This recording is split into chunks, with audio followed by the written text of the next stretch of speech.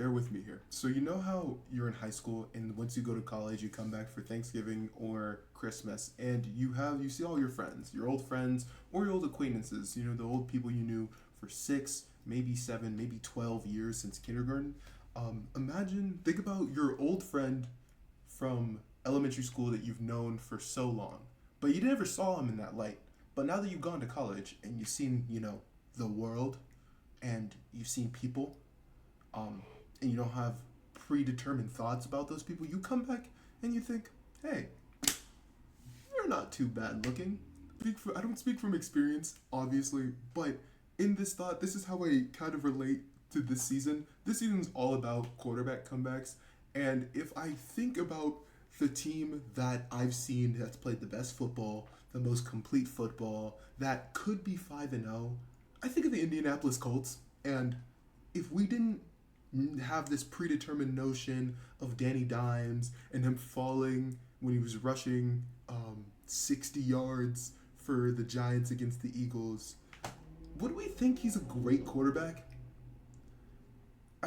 We've gotten to the point where Daniel Jones might just be good. It might have just been everything is bad in New York, and we can see it right now. Everything is bad in New York. So I'm kind of worried about that. The Colts are just so good. They stomped the Raiders. Geno's throwing way too many picks. Pete Carroll hates it.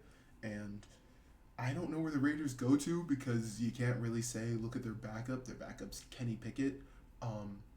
So they really are really stuck, and I need them to figure it out because Ashton Genty is currently sitting at my RB2 in fantasy to figure that out. Sam Darnold and Baker, that was the best game I think I've watched in the regular season since. There's definitely a better game, but it was on my. I think I have a 4 TV setup. There wasn't a lot of games this week, but it was on my Xbox and it was muted. That game was too good to be muted. Emeka Egbuka is him. They don't have their wide receiver one. They didn't have their best tackle, their best player for 2 weeks. Their starting running back is hurt. They got 40 yards rushing, I think, from Bucky or from Rachaad White. I think it was just the game script, but yeah, Baker and Sam Darnold. Those two are MVP candidates right now. We even go back to the last episode. If you didn't check it out, check out last episode of Sunrise. I'll wait. No, I won't. Mac Jones, he's leading the league in passing yards per game. Well, as of Friday, I don't know what happened. Maybe Baker overtook it, but they're just playing these quarterbacks who, if we didn't have predetermined notions and the guys' names were Max Maddox and Cooper, double first name, would we think these players are good quarterbacks? Would we believe in these quarterbacks? I assume yes, but it's too early to tell. It's only week 5, but these quarterbacks are playing incredibly well, and I want to thank the offensive coordinators or any place that fixed these guys, or maybe they were just late bloomers. Maybe you just don't figure it out. I saw the world champion of the 110-meter hurdles was somebody who quit on track. Maybe he was a late bloomer. Obviously, he was good enough to compete in college and then quit, but still, maybe people don't figure it out at 21, at 22. So, yeah, you get with them, you take this great first-round quarterback that was supposed to be a first-round talent and stick him with a Sean McVay, stick him with a Kyle Shanahan, stick him with a KOC. And Kevin O'Connell made Carson Wentz look pretty good. Pretty good. Not amazing, but pretty good. Somebody who knows how to play quarterback. Not these young quarterbacks that need to figure out how to play quarterback. You get a veteran, a first-round pick who knows how to play quarterback, and you might see something special out of him. So why do we lead off the show with this? Hello, welcome to Sunrise. I want to predict the next quarterback. Maybe I'll be right. Maybe I won't be. I have a couple names down, and I want to see if I can hit on one and maybe look back and look pretty cool. We'll do some thinking together. We'll go by division. So when we go back and think of these resurgent quarterbacks, what are we looking for? We're looking for first-round talent. We're looking for initial belief in these players. Even Geno Smith, He wrote back, first round talent. And then the third question I think of is where? Where can these players go to revive their careers? And what can they do? So when you look at the mold for these starting quarterbacks, you only circle one name who you can predict to be next. First rounders, first team didn't believe on them. The organization they were in was just a general bad organization. And where? Your answer is Zach Wilson.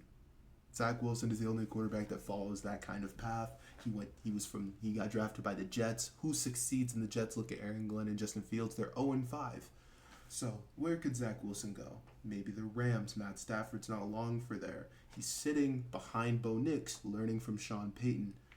Maybe he could go, and if the Niners want to get rid of Brock Purdy, there's a possibility there. If we get words from Sean Payton that Zach Wilson is ready to play quarterback again, Zach Wilson will get another chance to play quarterback again for another team.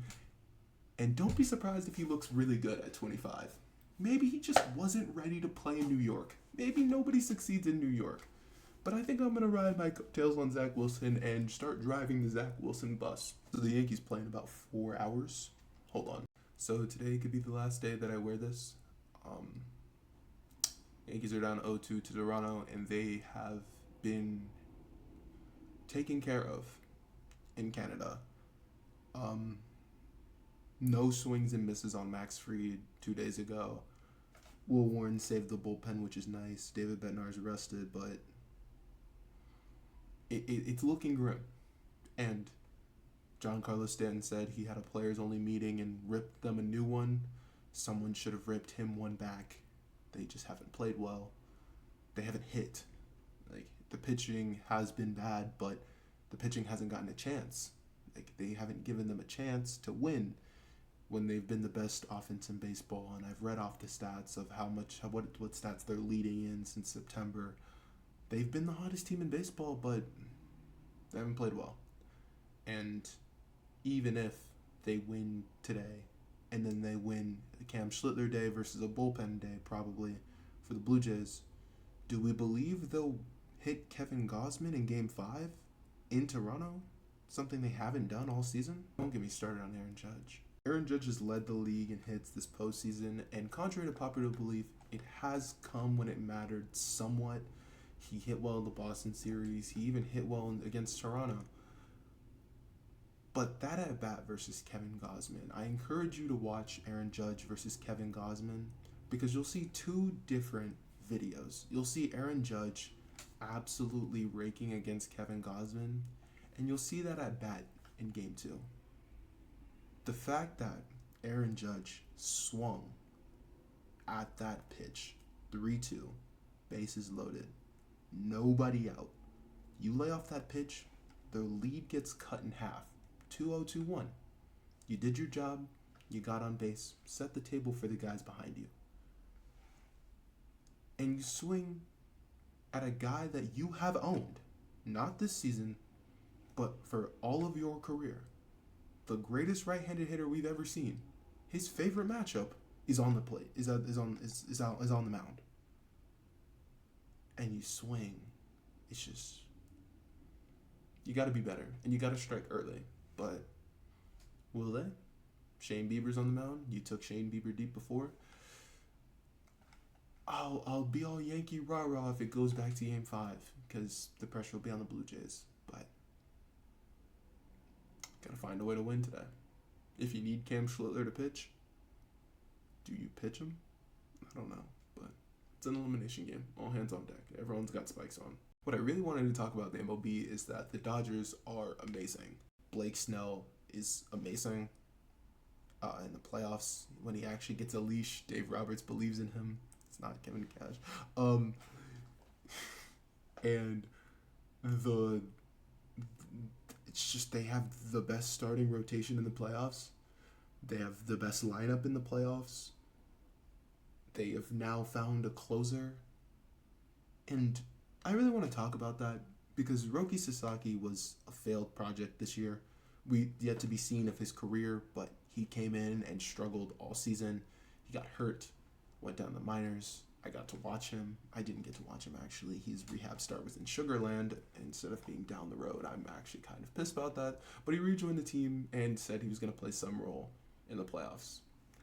I didn't really know what that role was, but there was a role. He comes in as their closer. Dave Roberts said he didn't want to pitch him 2 out of 3 days. He closed game 1, and the bullpen, their one real weakness, gave it up.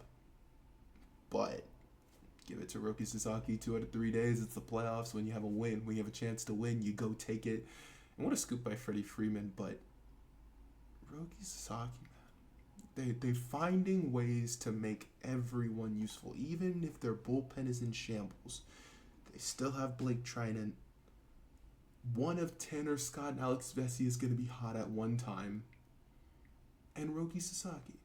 And when you have Yamamoto, Glasnow, Snell, and Ohtani, that's really all you need. The only other thing I needed to talk about was their defense. Wow. You don't really see a lot of teams. That's the defense you see out of a team that can't really hit homers or isn't the best lineup. That doesn't have Teoscar Hernandez, Mookie Betts, Shohei Ohtani, Freddie Freeman, and Barry Bonds. Barry Hernandez, the guy in goggles, the demon in goggles.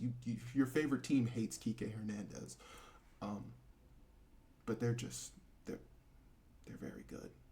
They're very good, and nobody wants to see them. The only thing I have on the NBA is Skinny Zion. I didn't get to talk about Skinny Zion a couple days ago. I believe in the hype.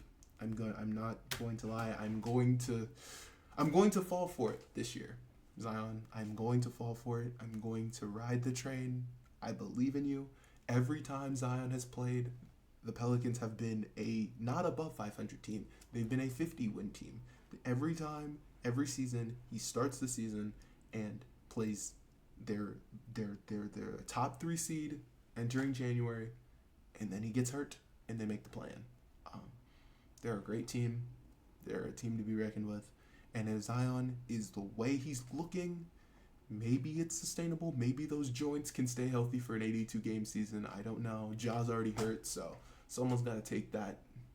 Someone's got to take that spot. And I'm with Zion. If somebody came back in the future and told me Zion's playing 72 games, he's in there. Give me skinny Zion. Thank you for watching. Today was a short episode because there's baseball on right now. I have to get this one out, and there's not really a lot to talk about. I'm an NFL guy, but I want to talk about everything, and WNBA Finals is tonight. As I see, I keep a note card with me for every game, and we'll get to it. Alyssa Thompson better not miss free throws.